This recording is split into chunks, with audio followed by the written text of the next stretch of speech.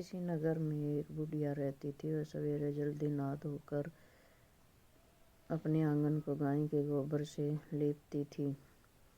भगवान की कृपा से उसके कोई कष्ट या पीड़ा नहीं था और न ही किसी प्रकार की कोई चिंता थी। उसके घर में गाय नहीं थी। वह पड़ोसन की गाय का गोबर लेकर अपने आंगन को लीपती थी। एक दिन वह गाय का गोबर लेने के गई तो पड़ोसन उससे जलने लगी। उसने अपनी गाय को अपने घर के अंदर बांध दिया। इस प्रकार गोबर न मिलने से बेचारी बुढ़िया बहुत परेशान हुई।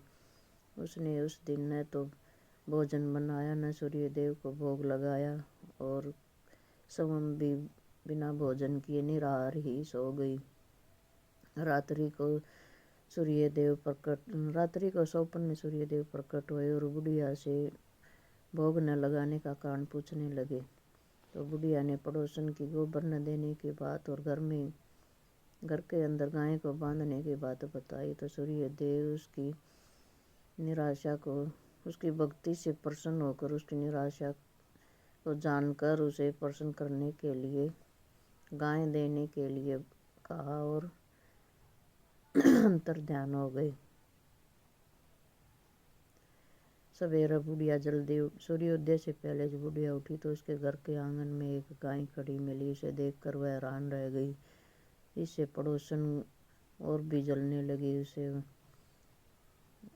थोड़ी देर में वह गाय बाहर बंधी हुई थी। वह बुढ़िया अपनी पूजा पाठ कर रही थी तो गाय ने सोने का गोबर किया तो पड़ोसन की आंखें फटी रह गई। उसने वह गोबर उठाया, जल्दी से अपने घर रखाई और बुढ़िया को इस सोने के गोबर का पता ही नहीं चला। इसे सूर्य देव ने पड़ोसन की चालाकी का देखकर आंधियां चलाई और जिसे बुढ़िया ने गौ माता को अपने घर के अंदर बांध दिया।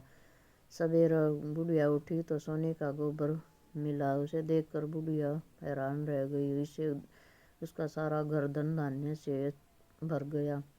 अब पड़ोसन को सोने का गोबर न मिलने के कारण और भी ईर्ष्या हुई और वह राजा के दरबार में जाकर कहने लगी कि गाय सोने का गोबर कर रही है। उसने वहाँ शिकायत की तो राजा ने अपने सैनिकों को बुढ़िया के घर भेजा।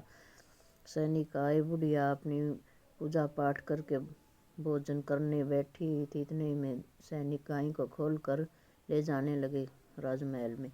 बुढ़िया बोलती रही, निराश हुई, गाय को मत ले जाओ, लेकिन सैनिकों ने उसकी कोई नहीं सुनी। वह राजमहल में गाय को लेकर गए और राजा के पास पहुंच गए।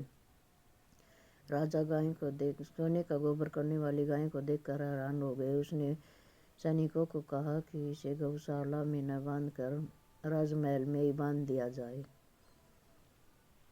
तो सुबह उठकर राजा ने देखा सारा महल में गंदगी फैली हुई, सारा गोबर ही गोबर फैला हुआ है। उसने सैनिकों से सफाई करने को कहा। जितनी सफाई करी उतना ही ज्यादा और भी फैलता गया गोबर। दुखी होकर राजा ने फिर पड़ोसन को बुलाया और उसे डांट लगाई। फिर उसने बुढ़िया माता को बुलाया और उससे क्षमा मांगी और सम्मान के साथ गाय को वापस दे दिया। तब बुढ़िया ने अपनी पूजा पाठ भक्ति की बातें बताई और सूर्य देव के द्वारा गाय मिलने की सारी बात बताई। तब राजा ने सारे नगर में घोषणा करवाई कि सभी नर नारी रविवार का व्रत करो। राम राम जी।